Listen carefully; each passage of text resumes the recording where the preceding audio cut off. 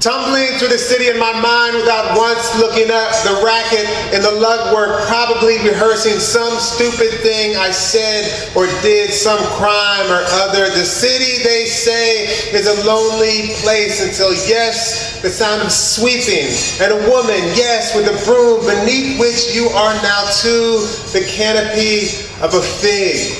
Its arms pulling the September sun to it, and she has a hose too, and so works hard, rinsing and scrubbing the walk, lest some poor sod slip on the silk of a fig and break his hip, and not probably reach over to gobble up the perpetrator. The light catches the veins in her hands when I ask about the tree. They flutter in the air, and she says, "Take as much as you can, help me."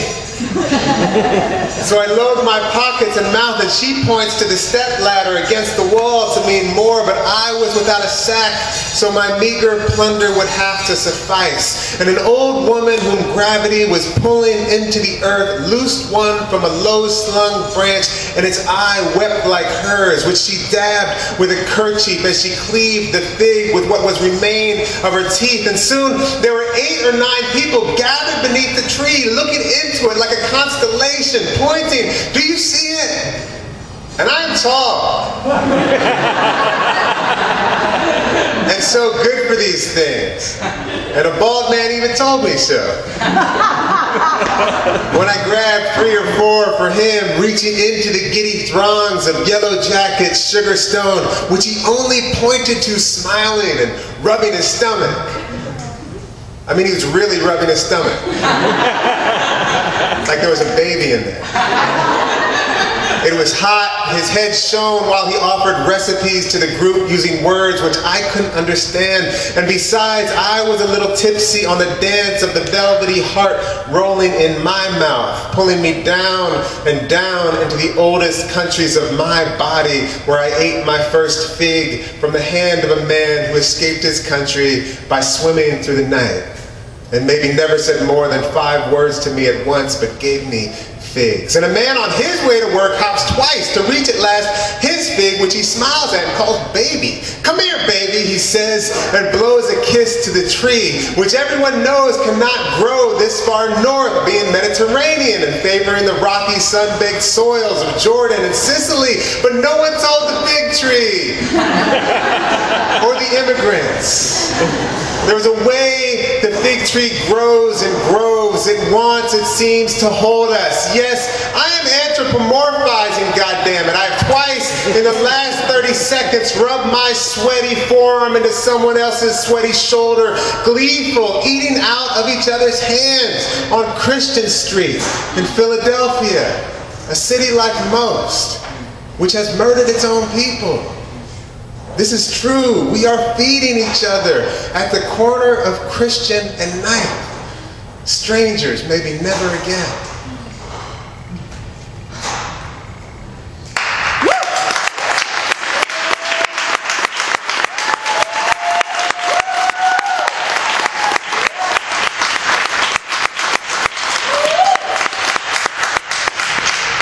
Thank you. This is called Burial. This is a weird sort of thing I'm doing when I read this poem. I'm just going to ask you a weird question, and it's going to be weird. Has anyone used their placenta for anything besides, you know, like, has anyone used their placenta? Yeah, what? What did you use yours for? Under the tree. Ah, no! She put hers under the tree. She put hers under the tree. Thank you very much. Not a plant. I did not plant her. Were you going to say something? My mom uses it for medicine. Medicine? Yeah. Okay, good. That's like stepping it up then. Yeah. All right. Okay, so that is necessary to this poem. There's other things, you know, I talk about in some traditional gardening cultures, like the Three Sisters planting, where you plant corn and beans and squash. You might put a fish in the hole, you know, sort of fertilize the holes. I reference that. It's called burial. You're right. The fertilizer's good. It wasn't a gang of dullards came up with chucking a fish in the planting hole. Now, because the placenta has so many nutrients. That's what I'm talking about. It wasn't a gang of dullards came up with chucking a fish in the planting hole, or some midwife got lucky with the placenta. Oh, I'll plant a tree here. And a sudden flush of quince and jam enough for months. Yes, the magic dust our bodies become cast spells on the roots about which someone else could tell you the chemical processes, but it's just magic to me. Which is why a couple springs ago, when first putting in my 2 bare root plum trees out back, I took the jar which has become my father's house, and lonely for him and hoping to coax him back from my mother as much as me, poured some of him in the planting holes. And he dove in glad for the robust air, saddling a slight gust into my nose and mouth, chuckling as I coughed, but mostly he disappeared into the minor yawns in the earth, into which I placed the trees, splaying wide their roots, casting the gray dust of my old man evenly throughout the whole, replacing then the clods of dense Indiana soil until the roots and my father were buried, watering it all in with one hand while holding the tree with the other, straight as the flag to the nation of simple joy of which my father is now a naturalized citizen, waving the flag from a subterranean lair. The roots curl around him like shawls or jungle gyms, like hookahs or the arms of ancestors before breaststroking into the xylem, riding the elevator through the cambium and into the leaves where, when you put your ear close enough, you can hear him whisper, "Good morning." Where, if you close your eyes and push your face, you can feel his stubbly jowls. And good Lord, this year he was giddy at the first real fruit set and nestled into the 30 or 40 plums in the 2 trees, peering out from the sweet meat with his hands pressed against the purple skin like cathedral glass. And imagine his joy as the sun wizarded forth those abundant sugars, and I plodded barefoot and prayerful at the first ripe plums swell and blush, almost weepy, conjuring some ponderous verse to convey this bottomless grace. You know, oh Father kind of stuff. Hundreds of hot air balloons filling the sky in my chest, replacing his intubated body, listing like a boat keel side up, replacing the steady stream of water from the one eye, which his brother wiped before removing the tube, keeping his hand on the forehead until the last wind in his body wandered off, while my brother wailed like an animal, and my mother said, weeping, "It's okay, honey, you can go." At all of which my father guffawed by kicking from the first bite buckets of juice down my chin, staining one of my 2 button-down shirts, the salmon-colored silk one, hollering, "There's more of that!" Almost dancing now in the plum, in the tree, the way he did as a person, bent over and biting his lip and chucking the one hip out and then the other, with his elbows cocked and fists loosely made and eyes closed and mouth made trumpet when he knew he could make you happy just by being a little silly and sweet.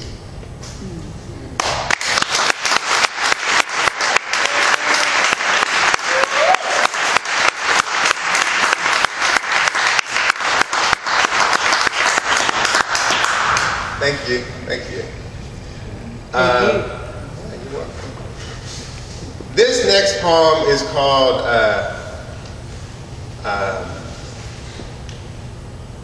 you know, this poem I'm going to read you is a little bit long, so I'm just going to read that. It's called Catalog of Unabashed Gratitude. So you need to know a couple things about. You don't need to know anything. I'm going to tell you because I want to share with you. I work with something in Bloomington called the Bloomington Community Orchard. And that's a publicly funded, entirely volunteer run, free fruit for all community orchard. It's a food justice project. We're just trying to, we have a beautiful site. Come to Bloomington, we'll give you a tour. There's like 100 fruit trees and a zillion bushes and blah, blah, blah. It's so beautiful. And it's been one of the most important projects I've ever been a part of. And it's this beautiful project. I mean, it was this woman who was like finishing her undergrad degree, and she wanted to do she did a thesis, an undergrad thesis on like the urban canopy, the trees in Bloomington that are managed by the city, and like why, or what percentage of them are food producing trees. And she found out, predictably, that it was a very small number. So she sort of said, well, maybe we should have an urban orchard. And it got taken to the city. She took it to the city, and they said, okay, here's an acre. Here's $2,000. And then, boom, all this people. So it's this amazing sort of civic project. And the sort of cry is like, free food for all! and the vision, or the vision's mission statement is build, share, dream, build, and share your orchard community. So anyway, you're gonna hear me talking about the orchard. That's one thing. The other thing is that I mentioned a child. I mentioned a person named Era Lee. Era Lee was an idea. Era Lee is now a person. Catalog of unabashed gratitude. Friends, will you bear with me today, for I have awakened from a dream in which a robin made with its shabby wings a kind of veil, behind which it shimmied and stomped something from the south of Spain, its breast aflare, looking me dead in the eye. From the branch that grew into my window, coochie cooing my chin, the bird shuffling its little talons left, then right, while the leaves bristled against the plaster wall, two of them drifting onto my blanket while the bird opened and closed its wings like a matador giving up on murder, jutting its beak, turning a circle and flashing again the ruddy bombast of its breast, by which I knew upon waking it was telling me in no uncertain terms to bellow forth the tubas and sousaphones, the whole rusty brass band of gratitude not quite dormant in my belly. It said so in a human voice.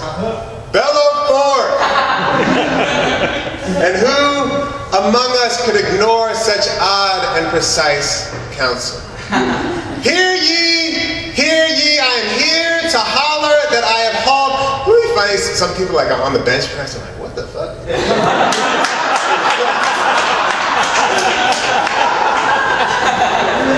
Finish your set, man, finish your set. Hear ye, I am here to holler that I have hauled tons, by which I don't mean lots, I mean tons of cow shit, and stood ankle deep in swales of maggots swirling the spent beer grains the brewery man was good enough to dump off, holding his nose, for they smell very bad. But make the compost ride giddy and lick its lips, twirling dung with my pitchfork again and again. With hundreds and hundreds of other people, we dreamt an orchard this way, furrowing our brows and hauling our wheelbarrows and sweating through our shirts. And less than a year later, there was a party at which trees were sunk into the well-fed earth, one of which, a Liberty apple, after being watered in, was tamped by a baby barefoot with a bow hanging in her hair, biting her lip in her joyous work. And friends, this is the realest place I know. It makes me squirm like a worm, I'm so grateful. You could ride your bike there, or roller skate, or catch the bus. There's a fence and a gate twisted by hand. There's a fig tree taller than you in Indiana. It will make you gasp. It might make you want to stay alive even. Thank you. And thank you for not taking my pal when the engine of his mind dragged him to swig fistfuls of Xanax and a bottle or two of booze. And thank you for taking my father a few years after his own father went down. Thank you, Mercy. Mercy, thank you for not smoking meth with your mother. Oh, thank you. Thank you for leaving and for coming back. And thank you for what inside my friend's love bursts like a throng of roadside goldenrod gleaming into the world, likely hauling a shovel with her like one named Era Lee ought, with hands big as a horse's, and who, like one named Era Lee ought, will laugh time to time till the juice runs from her nose. Oh, thank you for the way a small thing's wail makes the milk, or what once was milk in us, gather into horses hucklebuckling across a field. And thank you, friends, When last spring the hyacinth bells rang and the crocuses flaunted their upturned skirts, and a quiet roved the beehive, which when I entered were snugged 2 or 3 dead fist-sized clutches of bees between the frames, almost clinging to one another, this one's tiny head pushed into another's tiny wing, one's forelegs resting on another's face, the translucent paper of their wings fluttering beneath my breath, and when a few dropped to the frames beneath, honey. And after falling down to cry, everything's glacial shine. And thank you, too. And thanks for the corduroy couch I have put you on. Put your feet up. Here's a light blanket, a pillow, dear ones, for I think this is going to be long. I can't stop my gratitude, which includes, dear reader, you, for staying here with me, for moving your lips just so as I speak. Here's a cup of tea. I've spooned honey into it. And thank you, the tiny bee's shadow, perusing these words as I write them. And the way my love talks quietly when in the hive, so quietly, in fact, you cannot hear her, but only notice barely her lips moving in conversation. Thank you, what does not scare her in me, but makes her reach my way. Thank you, the love she is, which hurts sometimes. And the time she misremembered elephants in one of my poems, which, oh, here they come. Garlanded with morning glory and wisteria blooms, trombones all the way down to the river. Thank you, the quiet in which the river bends around the elephant's solemn trunk, polishing stones, floating on its gentle back, the flock of geese flying overhead. And to the quick and gentle flocking of men, to the old lady falling down on the corner of Fairmount and 18th, holding patiently with the softest parts of their hands her cane and purple hat, gathering for her the contents of her purse and touching her shoulder and elbow. Thank you, too, the cockeyed court on which, in a half-court 3-on-3, we old heads made of some runny-nosed kids a shambles. And the 61-year-old, after flipping a reverse layup off a backdoor cut from my no-look pass to seal the game, ripped off his shirt and threw punches at the gods and hollered at the kids to admire the pacemaker's scar grinning across his chest. Thank you, the glad accordion's wheeze in the chest. Thank you, the bagpipes. Thank you to the woman barefoot in a gaudy dress for stopping her car in the middle of the road, and the tractor trailer behind her, and the van behind it, whisking a turtle off the road. Thank you, God of gaudy. Thank you, paisley panties. Thank you, the organ up my dress. Thank you, the sheer dress you wore kneeling in my dream at the creek's edge and the light swimming through it, the coy kissing halos into the glassy air, the room in my mind with the blinds drawn where we nearly injure each other, crawling into the shawl of the other's body. Thank you when I say it plain, fuck each other dumb. And you, again you, for the true kindness it has been for you to remain awake with me like this. Nodding time to time, or making that noise, which I take to mean yes, or I understand, or please go on, but not too long. Or why are you spitting so much? Or easy tiger, hands to yourself. I am excitable. I am sorry. I am grateful. I just want us to be friends now, forever. Take this bowl of blackberries from the garden. The sun has made them warm. I picked them just for you. I promise I will try to stay on my side of the couch. And thank you, the baggie of dreadlocks I found in a drawer while washing and folding the clothes of our murdered friend. The photo in which his arm slung around the sign to the Trail of Silences. Thank you the way before he died, he held his hands open to us, for coming back in a waft of incense or in the shape of a boy in another city looking from between his mother's legs, or disappearing into the stacks after brushing by, for moseying back in dreams where, seeing us lost and scared, he put his hand on our shoulders and pointed us to the temple across town. And thank you to the man all night long hosing a mist on his early bloomed peach trees so that the hard frost not waste the crop, the ice in his beard and the ghosts lifting from him when the warming sun told him, sleep now.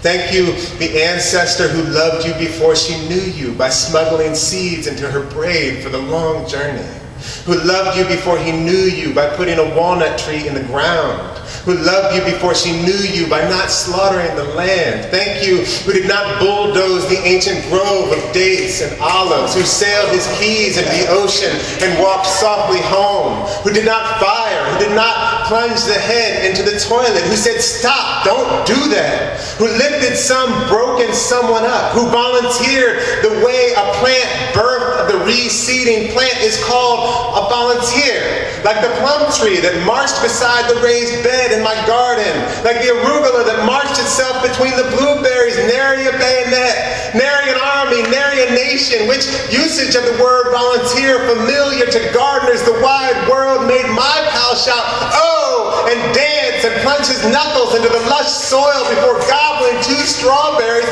and digging a song from his guitar made of wood from a tree someone planted. Thank you.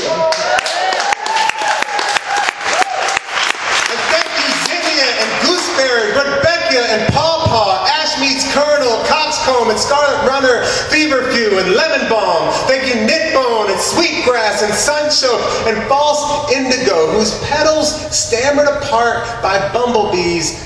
Good Lord, please, give me a minute.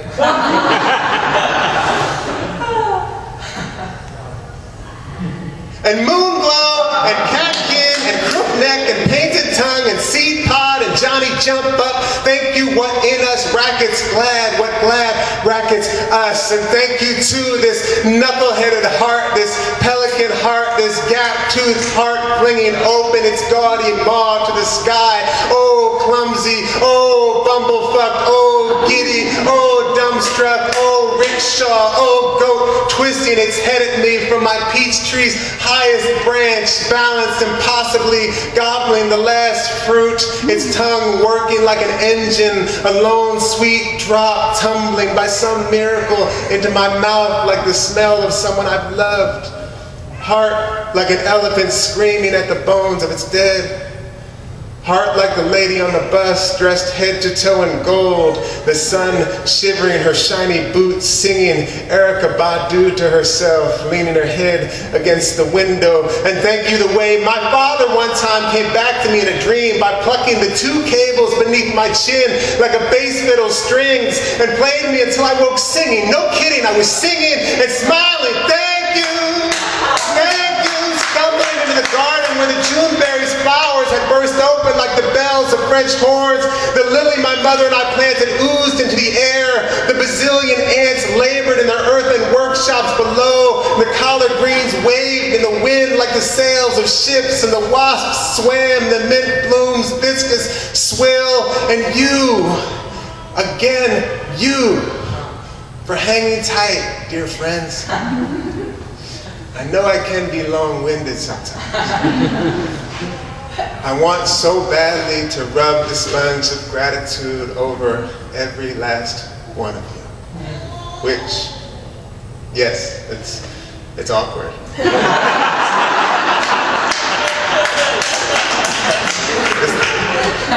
The suds in your ear and armpit, the little sparkling gems in your eye there. Soon it will be over, which is precisely what the child in my dream said, holding my hand, pointing at the roiling sea and the sky hurtling our way like so many buffalo, who said, it's much worse than we think, and sooner, to whom I said, no duh, child in my dreams. What do you think this singing and shuddering is? What this screaming and reaching and dancing and crying is, other than loving what every second goes away? Goodbye, I mean to say. And thank you, every day. Thank you.